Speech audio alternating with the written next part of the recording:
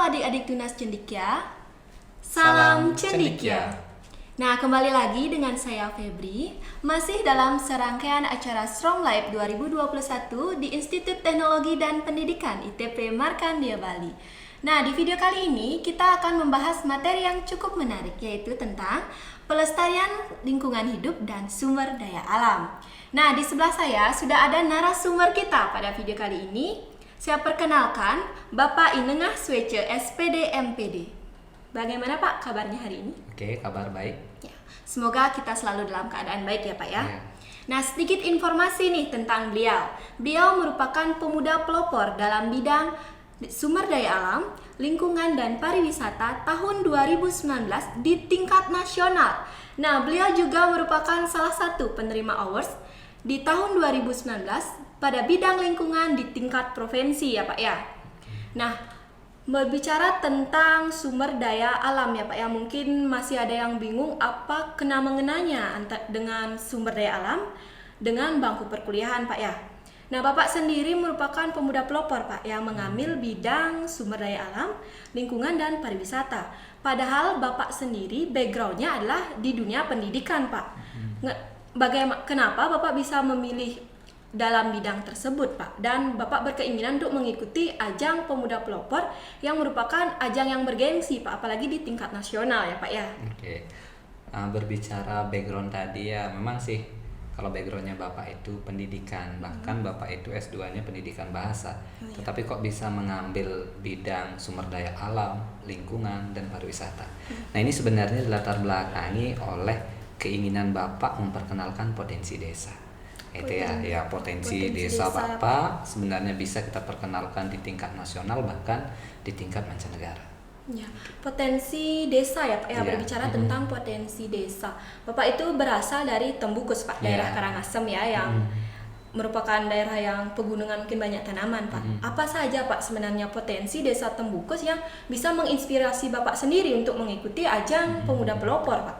Nah, ini sebenarnya kalau berbicara potensi ya, itu setiap desa pasti memiliki kan gitu. Ya. Nah, kebetulan di desa Bapak sendiri, desa Tembukus itu syarat dengan banyak adanya tanaman edelweiss gitu ya. Kalau dulu mungkin orang-orang tidak akan mengenal edelweiss itu apa. Bahkan sampai sekarang pun kalau kalian berkunjung ke desa Bapak, ini bukan edelweiss, ini padang kasne. Ya, memang benar, itulah potensi yang Bapak kembangkan. Padang kasne, terus Bapak perkenalkan bahwa itu merupakan salah satu jenis edelweiss. Itulah yang Bapak angkat di pemuda pelopor, bahkan di award 1 Indonesia di Astra. Oh, jadi yang menginspirasi Bapak itu adalah potensi desa Bapak sendiri ya. Bapak ingin memperkenalkan padang kasne atau edelweiss yang banyak dikenal orang pada saat ini. Nah, berbicara tentang edelweiss itu Bapak merupakan pendiri Taman Edelweiss Pak ya. Pendiri Taman Edelweiss yang memperkenalkan edelweiss. Mungkin karena adanya Taman Edelweiss, generasi milenial seperti kita ini tahu apa itu edelweiss. Padahal edelweiss itu adalah padang kasne yang sering kita pakai untuk gini ya Pak ya, persembahyangan. Nah, untuk hal itu Pak, kita ini kan sebagai generasi milenial Pak, terutama saya yang berkecimpung tentang teknologi yang serba canggih Pak. Mungkin untuk sumber daya alam seperti pepohonan itu sudah tidak dihiraukan karena sudah terkungkung pada teknologi yang canggih Pak. Nah, bagaimana Bapak sendiri yang merupakan Bapak masih muda, masih dalam generasi milenial, bisa segitu cintanya, segitu besarnya untuk mengembangkan potensi daerah Bapak dengan mencintai sumber daya alam Bapak yang ada di desa Bapak gitu Pak. Oke.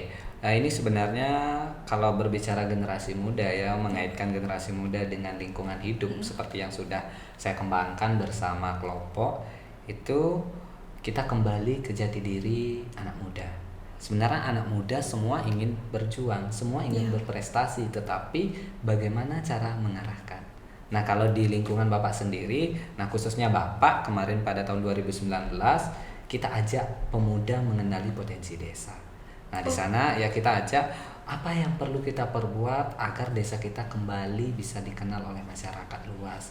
Karena pada tahun 2017 kan kemarin desa saya gitu ya, khususnya di daerah Besakih Tembukus itu sempat terkena musibah erupsi. Nah, dari sana desa saya itu potensinya dulunya yang pertanian edelweiss, pertanian bunga gumitir atau marigold itu punah. Tidak ada lagi yang mau bercocok tanam seperti itu. Mereka cenderung ya keluar kota untuk mencari nafkah. Nah, dari sanalah berpikir, kok bisa kalau seperti ini terus, siapa yang akan mengembangkan ini? Apa yang harus saya lakukan? Nah, dari sanalah berpikir, saya mengajak kakak terutama pada saat itu membuat konsep Taman Edelweiss Bali. Kita membuat konservasi itu ya, Edelweiss gitu. Kok bisa Edelweiss? Kan itu sekarang, nah kok bisa Edelweiss gitu? Mengapa Bapak angkat ini? Ini merupakan salah satu tanaman yang sebenarnya perlu kita perkenalkan. Ini sebenarnya bagian dari lingkungan hidup. Nah itu ya. Nah di sanalah saya berkreativitas bersama anak muda dan juga beberapa penggerak tokoh-tokoh di desa mengenalkan Edelweiss. Saya berikan konsep bahwa ini nanti bisa kita kembangkan, bisa mendatangkan pundi-pundi penghasilan dan bisa meningkatkan kreativitas anak muda. Artinya ya kalau kita mau anak muda kita kreatif ya kita harus libatkan dalam berbagai kreativitas. Oh jadi Bapak memiliki kelompok ya Pak berarti ya bersama anak muda di sana. Iya. Ini cukup menarik ya Pak ya.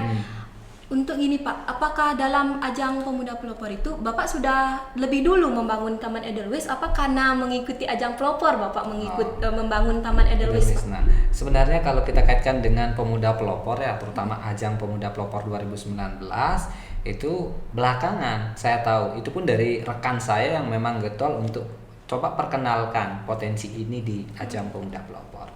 Nah, Edelweiss itu lahir sebelum adanya Pemuda Pelopor tahun 2019. Memang si Pemuda Pelopor itu program pemerintah yang memang sudah dari dulu. Tetapi saya tahu itu ya dari rekan dan setelah ada Edelweiss. Nah, karena potensi ini saya ingin perkenalkan bahwa ini merupakan potensi produk masyarakat yang memang dibangun oleh inisiasi masyarakat. Itu dan saya ajukanlah pada ajang Pemuda Pelopor. Saya ikuti step demi step, saya perkenalkan ternyata itu memang masuk ke dalam konservasi lingkungan gitu, penataan lingkungan dan sumber daya alam, dan akhirnya loloslah di tingkat nasional, bahkan di sana menjadi ya peringkat teratas ya, peringkat juara 1 pada saat itu Pemuda Pelopor tingkat nasional di bidang SDA lingkungan dan pariwisata. Sangat luar biasa ya Pak. Padahal dari Bapak sendiri yang memang cinta lingkungan Pak, walaupun backgroundnya pendidikan, tapi Bapak bisa mengembangkannya pada pariwisata, sumber daya alam seperti itu Pak ya. Pada dari keikhlasan Bapak untuk mengembangkan potensi desa Bapak dan membantu warga yang saat itu sedang dilanda musibah erupsi ya Pak ya. Nah berbicara tentang perguruan tinggi ya nih Pak ya. Perguruan tinggi itu pasti memiliki peranan Pak. Nah, lalu apa peranan perguruan tinggi terhadap pelestarian sumber daya lingkungan ini Pak? Atau peranan perguruan tinggi dalam SDA sendiri Pak? Oke, kalau kita berbicara perguruan tinggi ya, kita kaitkan dengan lingkungan hidup itu sangat besar perannya. Ya, terutama di dalam Tridharma perguruan tinggi.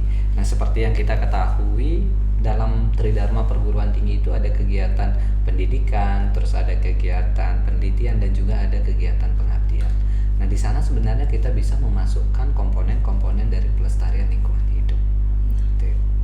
Contoh realnya ini Pak. Nah, contoh real dari peranan perguruan tinggi terhadap sumber daya alam Pak. Oke, kalau contoh real ya. Contoh real yang dapat kita berikan mungkin dalam kegiatan KKN.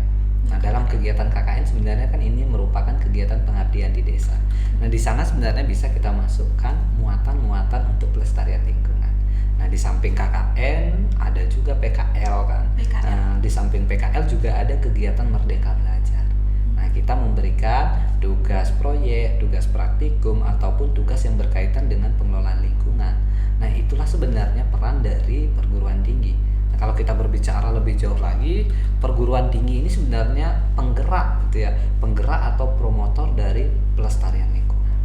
Jadi dimanapun ya Pak ya bisa kita masukkan pelestarian lingkungan hidup dan sumber daya alam. Iya, sebenarnya dimanapun nanti bisa kita kembangkan.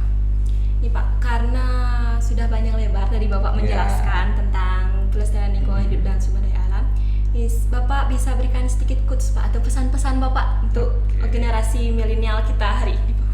Nah mungkin untuk generasi muda, generasi milenial, dimanapun sekarang berada, bahkan mahasiswa ITB itulah, Ya. Bapak punya 2 pesan untuk kalian. Pertama, jangan batasi kreativitas kalian terhadap ilmu kalian.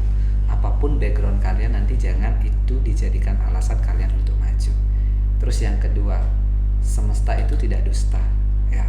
Dia memberikan pengabdian, dia mengabulkan permintaan kalian.